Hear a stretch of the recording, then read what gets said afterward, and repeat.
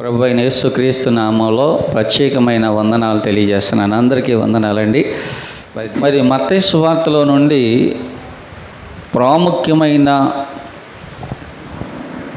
3 సందేశాలు మనం విన్నాం. ఈరోజు 4వ సందేశాన్ని వినబోతున్నాం.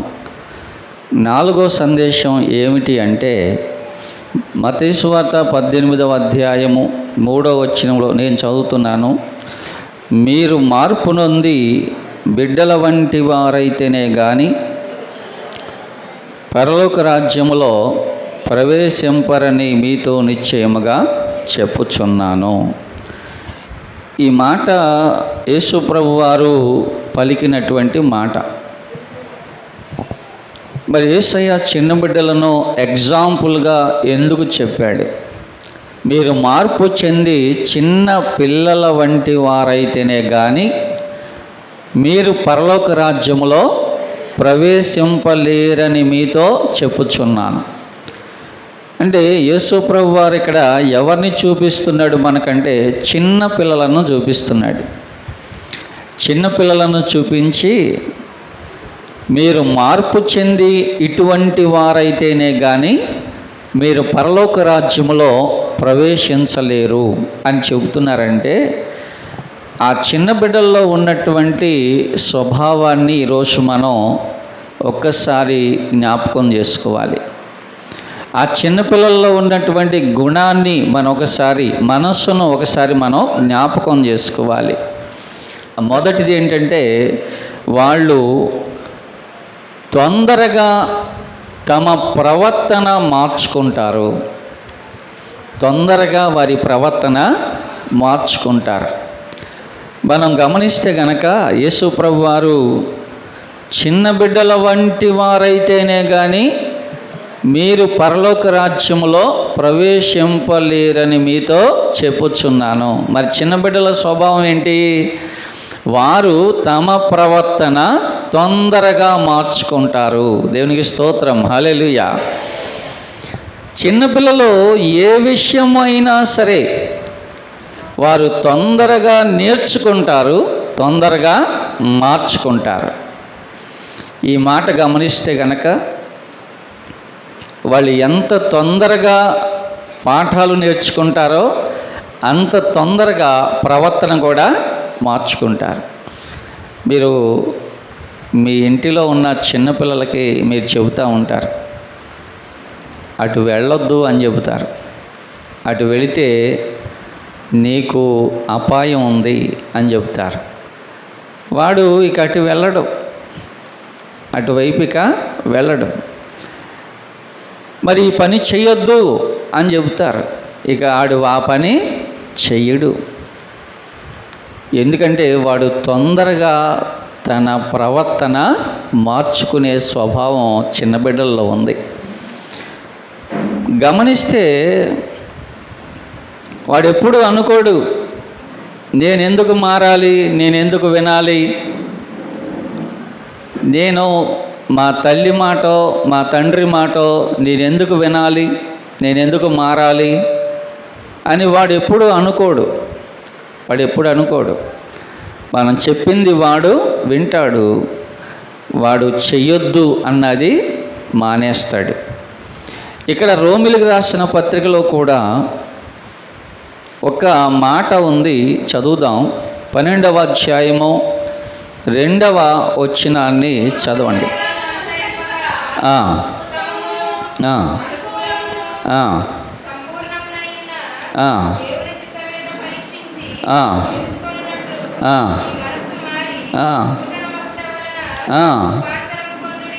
దేవునికి స్తోత్రం. ఏమంటున్నాడు ఇక్కడ?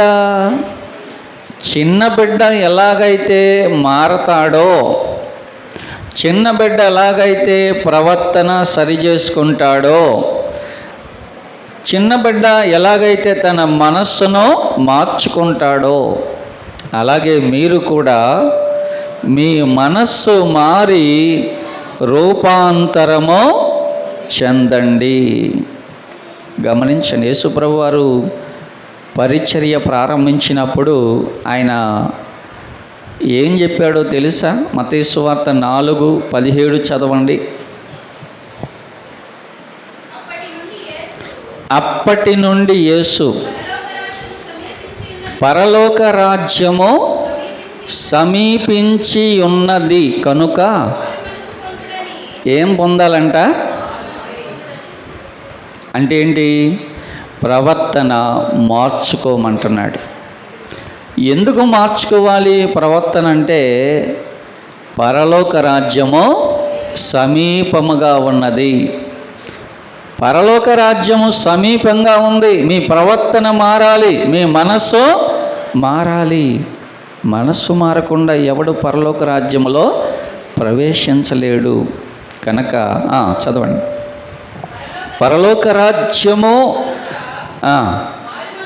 పరలోక రాజ్యము సమీపించి ఉన్నది. ఏమండి, పరలోక రాజ్యము ఎక్కడుందంట? ఎప్పుడైతే యేసు ప్రభువారు భూమి మీద అవతరించాడో ఆయన పరలోక రాజ్యాన్ని భూమి మీదకు తీసుకొచ్చాడు ఆయన. హల్లెలూయా. తెలుసా మీకు ఈ సంగతి? మనం అనుకుంటున్నాం పరలోక రాజ్యము ఎక్కడో ఆకాశము ఆకాశము ఆకాశము ఆకాశం పైన ఎక్కడో ఉంది అనుకుంటున్నాం. అది కరెక్టే. కానీ యేసు ప్రభువారు ఎప్పుడైతే భూమి మీద జన్మించాడో, పొలంలో గొర్రెల కాపరులు గొర్రెలను మేపుచుండగా పరలోక సైన్య సమూహము, దూతల సమూహము వారి చుట్టూ కూడా ఏం చేస్తున్నారు? వాళ్ళు దేవుని స్తుతిస్తున్నారు. వారు పాటలు పాడుచున్నారు. ఏమని? సర్వోన్నతమైన స్థలములలో దేవునికి మహిమయు, ఆయనకి ఇష్టులైన మనుషులకు భూమి మీద సమాధానము కలుగును గాక అని వారు దేవునికి స్తోత్రములు చేయుచుండెరి. యేసు ప్రభు ఎక్కడ ఉంటే అక్కడే పరలోకం. హల్లెలూయా. ఓసారి సాధు సుందర్ సింగ్ గారిని ప్రార్థన చేస్తుంటే దర్శనంలో యేసు ప్రభు కనబడ్డారంట. కనబడి మాట్లాడుకుని కనబడి ప్రభు అడుగుతున్నాడు, సాధు సుందర్ సింగ్ గారిని అడుగుతున్నాడు ఏమనంటే, సాధు సుందర్ సింగ్, నువ్వు పరలోకం కావాలా నరకం కావాలా, ఏది కావాలి నీకు అని అడిగాడంట. అడిగితే సాధు సుందర్ సింగ్ గారు అన్నారంట, ప్రభువా నాకు పరలోకం నరకం కాదు కానీ నువ్వు ఎక్కడ ఉంటావో చెప్పు, అదే కావాలి నాకు అన్నాడంట. హల్లెలూయా, హల్లెలూయా. నువ్వు ఎక్కడ ఉంటావో చెప్పు, నాకు ఆ స్థలమే కావాలి అంటే దాని అర్థం ఏంటి? యేసు ప్రభు ఎక్కడ ఉంటే అదే పరలోకం. దేవుని స్తోత్రం. హల్లెలూయా. ఆయన పరలోకమును విడిచి భూమి మీద జన్మించాడు. ఆయన పరలోకాన్ని భూమి మీదకి తీసుకొచ్చాడు ఆయన. హల్లెలూయా. అందుకే యేసు ప్రభు అంటున్నాడు, పరలోక రాజ్యము సమీపించి ఉన్నది కనుక మీరు దానిలో ప్రవేశించాలి అంటే ఒక క్వాలిఫికేషన్ ఉండాలి మీకు.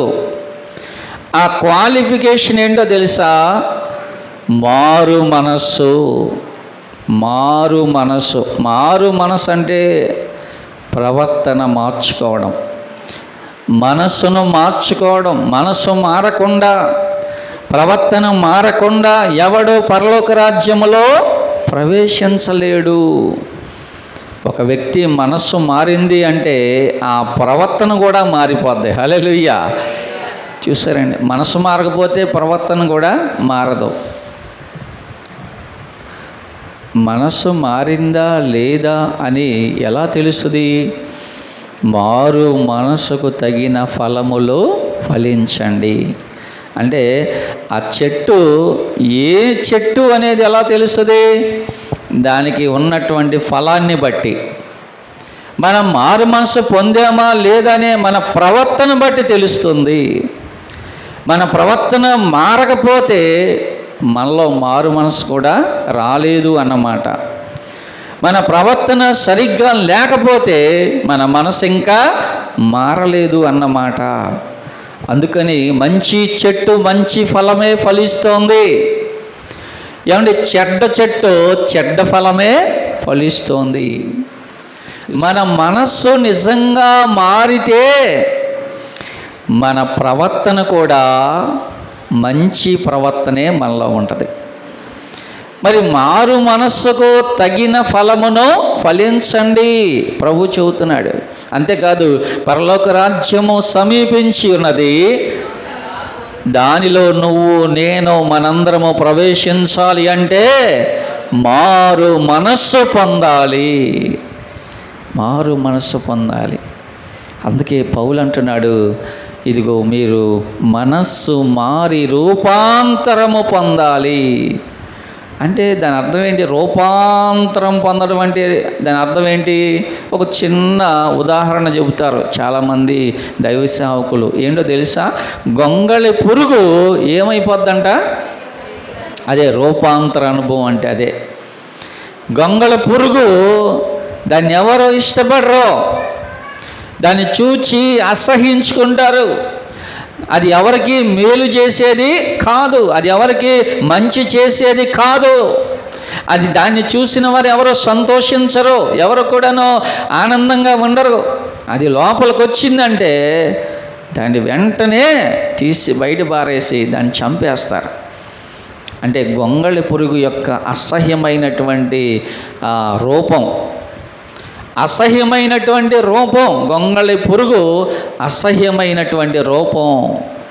కానీ అది తను గూడు కట్టుకొని ఆ గూటిలో కొన్ని రోజులు ఉన్న తర్వాత అది బయటకు వచ్చేటప్పుడు ఎలా వస్తుంది? సీతాకోక చిలుకగా. హల్లెలూయా! సీతాకోక చిలుకను చూచినప్పుడు చిన్నపిల్లలు దాని వెనకాల పరిగెత్తారు, దాని వెనకాల పరిగెత్తారు. అది అక్కడ వాళ్తే అక్కడ పరిగెత్తారు, పట్టుకోబోతారు. ఇక్కడ వాళ్తే ఇక్కడ పరిగెత్తారు, పట్టుకోబోతారు. ప్రియ దేవుని పిల్లరా, ఒక్కొక్కసారి అవి ఏం చేస్తూ ఉంటాయి అంటే, మనం కూర్చుంటే ఆరు బయట అవి వచ్చి ఒక్కోసారి మనం భుజం మీద వాళ్తూ ఉంటాయి.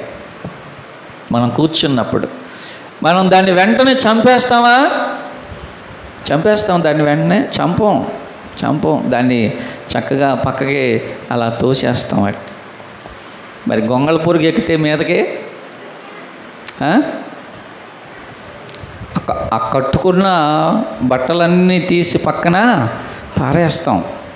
అమ్మో, దాంట్లో కూడా ఉందేమో దురద.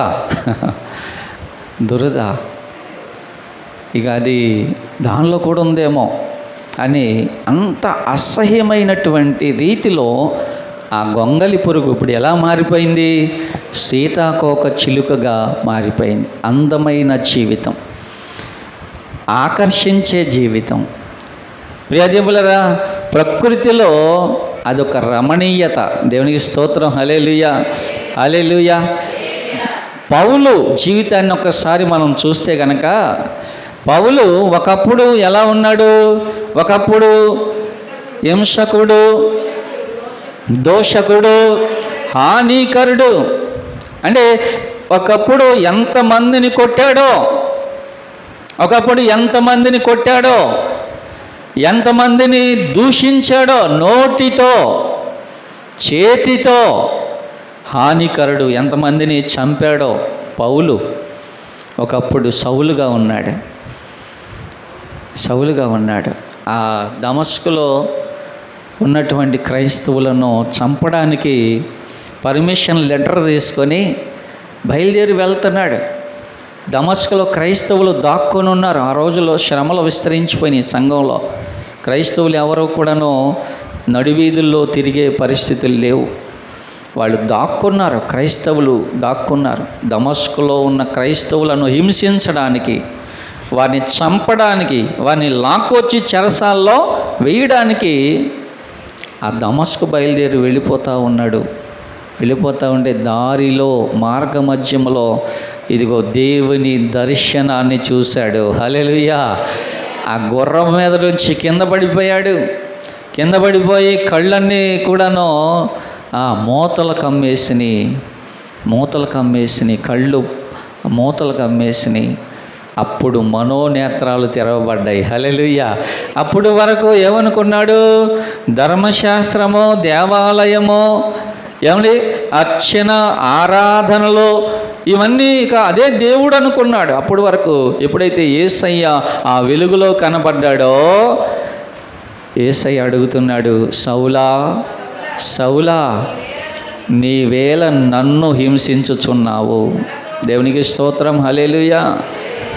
సౌలా, నీవెందుకు నన్ను హింసిస్తున్నావు అంటే హింసించేది ఎవరిని? క్రైస్తవులను హింసిస్తున్నాడు. దూషించేది ఎవరిని? క్రైస్తవులను దూషిస్తున్నాడు. చంపేది ఎవరిని? క్రైస్తవులను చంపుతున్నాడు. మరి యేసయ్య ఏమడుగుతున్నాడు? సౌలా, సౌలా, నీవెందుకు నన్ను హింసిస్తున్నావు అంటే ఇప్పుడు ఆలోచిద్దాం. మనం క్రైస్తవ సంఘములో ఉంటూ మనం ఒకవేళ ఎవరినన్నా దూషించామనుకోండి, ఎవరినన్నా ఒకవేళ మనం హింసించామనుకోండి, ఎవరినన్నా ఒకవేళ చెడ్డ మాటలు వారి మీద మాట్లాడామనుకోండి, అది సేవకులే కావచ్చు, అది తోటి విశ్వాసులే కావచ్చు, సంఘములో సభ్యులే కావచ్చు, ఎవరినైనా మనం దూషించినా, ఎవరినైనా వారి మీద చెడ్డ మాటలు మనము మాట్లాడినా ఎవరిని అన్నట్టు? యేసుక్రీస్తును అన్నట్టే. ఎందుకంటే ప్రేమించే సమయంలో ప్రేమిస్తాడు, గద్దించే సమయంలో గద్దిస్తాడు ఆయన. హెబ్రీ పత్రిక. హృదయాలు కఠినమైపోతే దేవుని మాట మనం వినలేం, మనం లోబడలేం. హృదయం రాతి హృదయం అన్నాడే, రాతి హృదయం దేవుని మాట రాతి నేలలో పడింది అనుకోండి, అది మొలుస్తుంది కానీ వెంటనే దానికి వేరు లేనందున వెంటనే మాడిపోతుంది, అది ఎండిపోతుంది. ఆ రాతి నేలలో పడిన విత్తనాలు అవి మొలవు, అవి ఫలించవు, అవి పంటను పండించలేవు, ఏమీ చేయలేవు. రాతి నేల. మన హృదయాన్ని మనం రాతి నేలగా చేసుకుంటే దేవుని మాట ఎప్పుడు వింటాం? ఎలా వింటాం మనం? దేవుని మాట వినాలంటే రాతి గుండె మనలో తీసివేయబడాలి. ప్రభు అన్నాడు, రాతి గుండె మీలో తీసివేస్తాను, మాంసపు గుండెను మీకు దయచేస్తాను. అంటే ఏంటి మాంసపు గుండె అంటే ఏంటి? మాంసం అనేది మెత్తగా ఉంటుంది, రాయి గట్టిగా ఉంటుంది. ఒక భక్తుడు అన్నాడు, ఈ మాట చాలా జాగ్రత్తగా ఉంది, మనం నీటి ఒడ్డున నాటబడిన మొక్కల వలె ఉండాలి కానీ నీటిలో ఉన్న రాళ్ల వలె ఉండొద్దు అన్నాడు. అంటే దాని అర్థం ఏంటి? నీళ్ళల్లో ఉన్న రాయి వలె ఉండొద్దు, నీటి ఒడ్డున ఉన్న మొక్క వలె ఉండాలి అన్నాడు. అంటే మనం సంఘములో ఉండి కూడా రాతి గుండె కలిగి ఉండొద్దు. సంఘములో ఉండి కూడా రాతి గుండె, రాతి మనస్సు మనలో ఉండొద్దు. ఆ నీటి ఒడ్డున నాటబడిన మొక్కల వలె ఉండాలి. మొక్క ఎదుగుతుంది, మొక్క ఫలిస్తోంది, మొక్క జీవాన్ని కలిగి ఉంటుంది. రాయిలాగా ఉంటే ఎంతకాలమైన రాయి అలాగే ఉంటుంది, అది నీళ్ళల్లోనే ఉంది కానీ రాయి ఒక్క చుక్క నీటిని కూడా పీల్చుకోలేదు. సంఘములో మనం రాతి గుండె కలిగి ఉంటే ఎన్ని సంవత్సరాలు ఉన్నా సరే ఒక్క మాట, దేవుని మాట మన హృదయంలో పడదు. అందుకే ప్రభు అంటాడు, రాతి గుండె మీలో తీసివేస్తాను, మాంసపు గుండెను మీకు ప్రసాదిస్తాను. హల్లెలూయా. ఓసారి ఒక యజమాని ఒక చక్కని పిల్లిని పెంచుకుంటున్నాడంట. ఆ పిల్లి ఆ యజమాని ఏది చెబితే అదే చేస్తుందంటండి. సరే, చుట్టం వచ్చాడు ఒక రోజున. ఆ యజమాని ఆ పిల్లికి చెబుతున్నాడు, ఏమనంటే, మన ఇంటికి చుట్టం వచ్చాడు, నువ్వు గబగబ వంటగదిలోకి వెళ్ళి టీ పెట్టుకురా అన్నాడు. అది గబగబ వెళ్ళిపోయింది, వంటగదిలో టీ పెట్టుకుంది, చక్కగా ప్లేట్లో పెట్టుకొని టీ 2 కాళ్ళ మీద చక్కగా నడిచి ముందు కాళ్ళతో చక్కగా నిలబడి ఆ ప్లేటు పట్టుకొని టీ తీసుకొస్తుంది అది. ఈ లోపంట ఆ మూలన ఎక్కడో ఎలికి కనపడిందంట. ఈ టీ కప్పు పక్కన పడేసి అలా ఇసిరి కొట్టేసిందంట టీ కప్పు. ఇక ఆ ఎలికి ఎమ్మడబడి అంట ఇక బయటికి పారిపోయిందంట. అంటే అది యజమాని చెప్పినట్టుగా నేర్చుకుంది కానీ తన స్వభావాన్ని మార్చుకోలేదు. యజమాని చెప్పినట్టు నేర్చుకుంది కానీ స్వభావాన్ని మార్చుకోలేదు. ఎందుకు చెబుతున్నానంటే మనం కూడా దేవుని మందిరంలోనే ఉంటాం, దేవుని మందిరంలోనే దేవుని బిడ్డలుగానే బ్రతుకుతాం, కానీ మన ప్రవర్తన విషయంలో మనం మార్పు లేని వారిగా ఉంటూ ఉంటాం. అందుకే దేవుడు అంటున్నాడు, ఏమంటున్నాడు అంటే మీ మనస్సు మారి నూతన మగుట వలన రూపాంతరము పొందుడి. మనం మారాలండి, మారాలి. నీ మనస్సు మారాలి, మాట మారాలి, ఆలోచన మారాలి, ప్రవర్తన మారాలి. మనం మారాలి. మార్పు చెందితేనే మీరు పరలోక రాజ్యంలో మనస్సు మారాలి. అదే దేవుడు కోరుకుంటున్నాడు.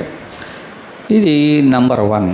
నెంబర్ 2, రెండవ స్వభావం ఏంటంటే చిన్నపిల్లల్లో తగ్గింపు స్వభావము. రెండవది ఏంటి? తగ్గింపు స్వభావం. ఇప్పుడు ఎవరైనా చిన్నపిల్లలు కుర్చీలో కూర్చున్నారు, ఎవరైనా పెద్దవాళ్ళు వచ్చి రే లేకరా పోయి ముందు కూర్చో అని అంటే చెప్పరే,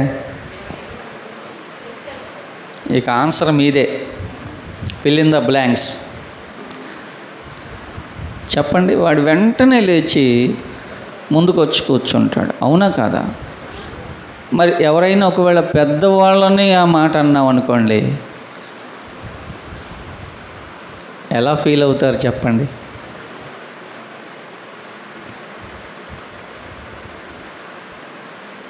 ఎవరు మాట్లాడతలా అంటే మా దగ్గర అసలు ఆన్సరే లేదండి ఈ క్వశ్చన్కి అన్నట్టు ఉంది మన పరిస్థితి. అంటే మన స్వభావాన్ని మనం అర్థం చేసుకుంటే మనం తగ్గింపు స్వభావముతో ఉన్నామా లేదా అనేది మనకు ఆలోచన వస్తుంది. ఫిలిప్పీలకు రాసిన పత్రికలో యేసు ప్రభువుని గురించి రాయబడింది. 2వ అధ్యాయము 8వ వాక్యాన్ని చదవండి.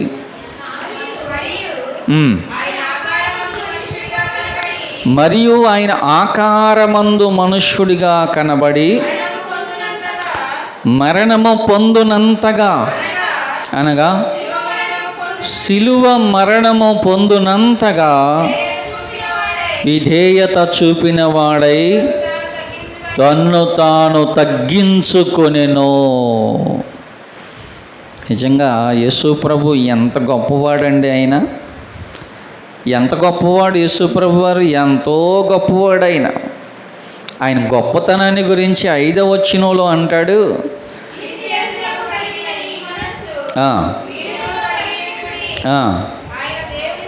చూడండి యేసు ప్రభు ఎంత గొప్పవాడో యేసు ప్రభు వారు. ఆయన దేవుని స్వరూపము. హల్లెలూయా! ఎవరండి ఆయన? దేవుని స్వరూపము. దేవుడే. యేసుక్రీస్తు అంటే దేవుడే. దేవుని స్వరూపము కలిగిన వాడై ఉండి దేవునితో సమానముగా ఉన్నాడు. ఎంత గొప్ప ఆధిక్యత కలిగి ఉన్నాడు యేసు ప్రభు వారు పరలోకంలో. ఆయన దేవునితో సమానముగా ఉన్నాడు. సమానం, ఈక్వల్ టు గాడ్. ఆయన దేవునితో సమానముగా ఉన్నాడు. అయినా సరే మరణము పొందునంతగా విధేయత చూపిన వాడై తన్ను తాను తగ్గించుకొనెను. ఆహా, ఎంత గొప్ప తగ్గింపండి యేసు ప్రభు వారికి. ఎంతగా తగ్గించుకున్నాడు. ఆయన పరలోకంలో దేవుడై ఉండి దేవునితో సమానముగా ఉండి ఈ లోకంలో ఆయన జన్మించినప్పుడు అంట పశువుల పాకలో, పశువుల తొట్టెలో పరుండబెట్టబడ్డాడు. ఎంతగా తగ్గించుకున్నాడు. ఆ తగ్గింపు యేసు ప్రభు దేవుడై ఉండి కూడా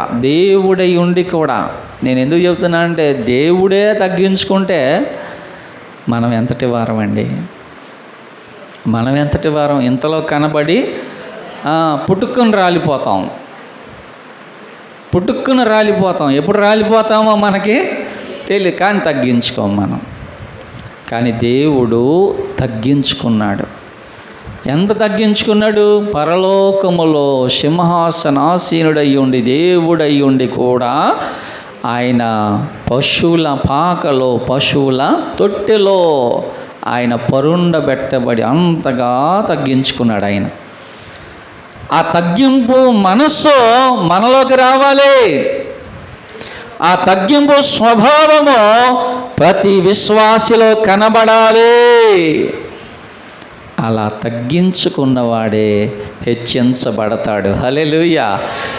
అలా తగ్గించుకున్నవాడే హెచ్చించబడతాడు. హెచ్చించుకున్నవాడు తగ్గించబడతాడు. ఆ తగ్గింపు స్వభావం ఎవరిలో ఉంది? చిన్న బిడ్డల్లో ఉంది. మీరు చిన్న బిడ్డల వారైతేనే కానీ పరలోక రాజ్యములో ప్రవేశింపలేరని మీతో చెప్పుచున్నాను. అంటే చిన్నపిల్లల్లో అహంకారం ఉంటుందా? ఉండదు. స్వార్థం ఉంటుందా? ఉండదు. ఏమండి మరి ఇంకా గర్వం ఉంటుందా? ఉండదు. వాళ్ళలో ఏముంటుంది? తగ్గింపే ఉంటుంది. హల్లెలూయా. ఇక మూడవదిగా మనం చూద్దాం. మూడవది ఏంటంటే క్షమించుట. చిన్నపిల్లలు చూడండి, ఇద్దరు చిన్నపిల్లలు తన్నుకున్నారనుకోండి, ఇద్దరు చిన్నపిల్లలు తన్నుకుంటే వాళ్ళు తన్నుకుంటారు, రాళ్లతో ఒకరికొకరు కొట్టుకుంటారు, కింద పడేసి ఒకరినొకరు తన్నుకుంటారు, అన్నీ చేస్తారు.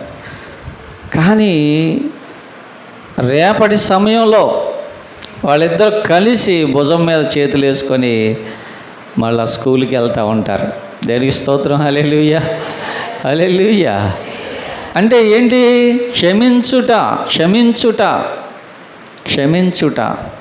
క్షమించడం అంటే దానికి మీనింగ్ ఏంటో తెలుసా? మర్చిపోవడం. క్షమించడం అంటే ఎదుటివారు మన ఎడల చేసిన తప్పుని మర్చిపోవాలి. అందుకేగా మరి చిన్నపిల్లలు ఈరోజు తన్నుకున్న రేపు కలిసి వాళ్ళిద్దరూ కూడా స్కూల్కి వెళ్తారు. వాడి పుస్తకం వీడు అడుగుతాడు, వీడి పుస్తకం వాడు అడుగుతాడు. వాడి హోంవర్క్ బుక్ వీడు అడుగుతాడు, వీడి హోంవర్క్ బుక్ వాడు అడుగుతాడు.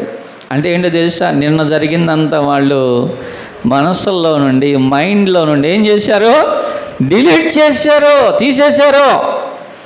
వాళ్ళ మధ్య ఏముంటుంది? ఇక మళ్ళీ స్నేహమే ఉంటుంది.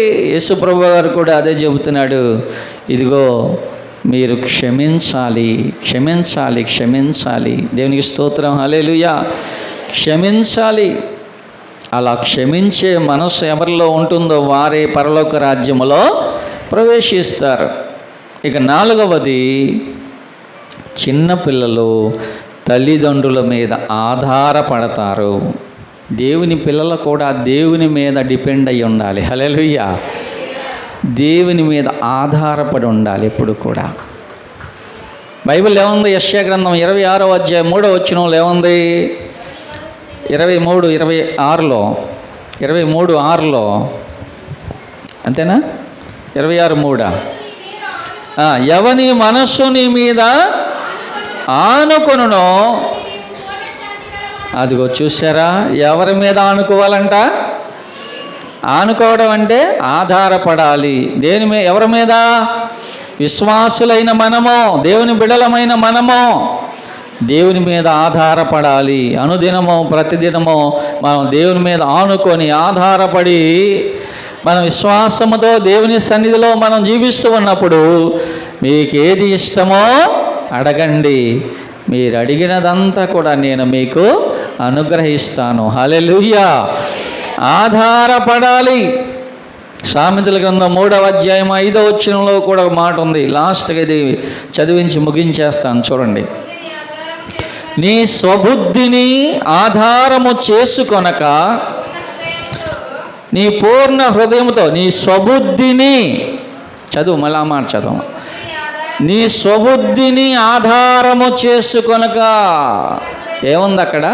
నీ సొంత బుద్ధిని ఆధారము చేసుకోవద్దు.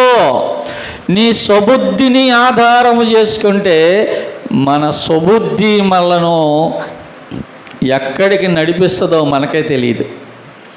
గాలి విసరును, కానీ అది ఎక్కడికి వెళ్ళిద్దో ఎవరికే తెలియదు. అలాగే మన స్వబుద్ధి మీద మనం ఆధారపడ్డాం అనుకోండి, ఏమండి ఎప్పుడు గుంటలో పడిపోతామో మనకే తెలియదు. మరి ఎవరి మీద ఆధారపడాలి? ఎవరి మనస్సు నీ మీద పడునో దేవుని మీద ఆధారపడాలి. అందుకే దావీదు ఎప్పుడు కూడా దేవుని సన్నిధిలో ప్రార్థన చేస్తూ ఉండాలి.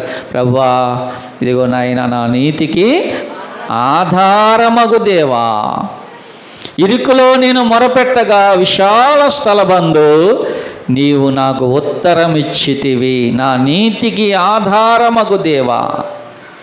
ఎవరి మీద ఆధారపడాలి? మనుషులను ఆధారపడడం వేస్ట్. ఏమండి, అధికారులను, రాజులను ఆశ్రయించడం వేస్ట్. దేవుని మీద ఆధారపడితే మన జీవితాల్లో దేవుడే మన పక్షమై ఉండి యుద్ధము చేసే దేవుడు ఆయన. హల్లెలూయా, హల్లెలూయా, హల్లెలూయా. దేవుని మీద ఆధారపడడం నేర్చుకోవాలి. అన్ని విషయాలు, ఫ్యామిలీ విషయాలు కానివ్వండి, ఫైనాన్షియల్ విషయాలు కానివ్వండి, ఏమండి జాబ్లో ఏమండి వచ్చే సమస్యలు కానివ్వండి, లేకపోతే మన పనిలో ఎదురయ్యే సమస్యలు కానివ్వండి, మన కుటుంబాల్లో వచ్చే ప్రతి సమస్యలో కానివ్వండి, మనం ఎవరి మీద ఆధారపడాలి? దేవుని మీద ఆధారపడాలి. దేవుని మీద ఆధారపడిన వాడు ఎప్పుడు చెడిపోడండి. హల్లెలూయా. దేవుని మీద ఆధారపడి జీవించేవాడు ఎప్పుడు కూడా చెడిపోడు. వాడిని దేవుడు దీవిస్తాడు. హల్లెలూయా. ఉన్నతమైన స్థలములో దేవుడు ఉంచుతాడు. హల్లెలూయా. ఆ రీతిగా చిన్న పిల్లల వంటి వారైతేనే కానీ మీరు పరలోక రాజ్యంలో ప్రవేశింపరని మీతో నిశ్చయముగా చెప్పుచున్నాను. మరి ఇటువంటి చిన్న బిడ్డల వంటి స్వభావం మనలో ఉండాలని ప్రభువు కోరుతున్నాడు. మరి ఇప్పుడే మన మనస్సు మారి రూపాంతరం చెందాలి. మనస్సు మారాలి, మనం రూపాంతరము చెందాలి. మనస్సు మారకుండా ఎవడు రూపాంతరం చెందలేడు. మనస్సు మారకుండా ఎవడు మంచి ప్రవర్తించలేడు. మనస్సు మారకుండా ఎవడు మంచి మార్గములో నడవలేడు. ముందు మనస్సు మారాలి. ప్రభు అన్నాడు, మారాలి, నీ మనస్సు మారాలి. అలా మారితేనే, అలా చిన్న బిడ్డల వంటి వారైతేనే మనం పరలోక రాజ్యంలో ప్రవేశిస్తాం. అటువంటి మార్పు దేవుడు మనకు అనుగ్రహించునుగాక. ఆమేన్. తల వంచుదాం, ప్రార్థన చేసుకుందాం.